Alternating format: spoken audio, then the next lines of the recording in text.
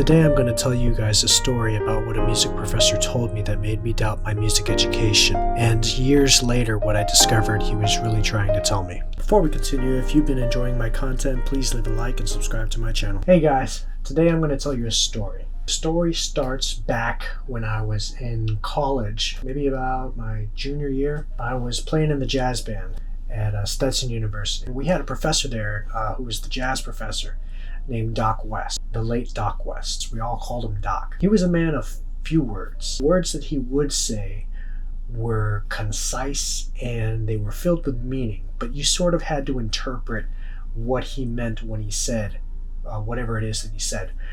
I remember we were having a conversation backstage before a performance, and we were at this local theater, and I don't remember exactly what led him to say this in that point of the conversation, but he had said something that I'm never going to forget.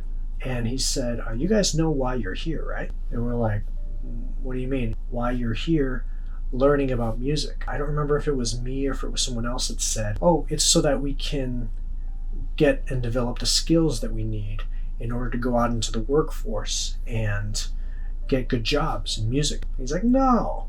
We're like, huh? And he said, you're here to appreciate it. And then he walked off. He just kind of left us there, thinking about what he just said. I remember my first reaction was actually of anger. I remember thinking, I'm not paying $45,000 a year so I can appreciate it. And I remember bringing that to the performance. I remember playing the piano angrily. Then, I got over it. I forgot about it actually. And years went by, and I was working as a musician, doing the freelance thing, teaching, working as a musical director. And I was having lunch with a friend of mine, and we were talking about Doc West because he had just passed away. We were sharing stories, and I remember that story, and I remember telling him that, still thinking back on that and not really understanding it. And my friend was like, oh, that actually reminds me of another story, of another event that he went to where there was another professor from Stetson, the late Bobby Adams. And he was speaking after this concert, and he was talking to the audience about how the students of today will be the audience of tomorrow. They're going to be the ones that are going to perpetuate this music forward into the next generation so that they can be the appreciators and the audience and the performers of tomorrow. And it's just going to be this endless cycle. And then it hit me, and I realized what Doc West was really saying. He was saying that we're here as the students, and we're here to appreciate it so that we can carry the legacy on, and we can keep perpetuating it, and we can keep perpetuating it forward. I really hope I'm using that word correctly. It gave me new insight into that message.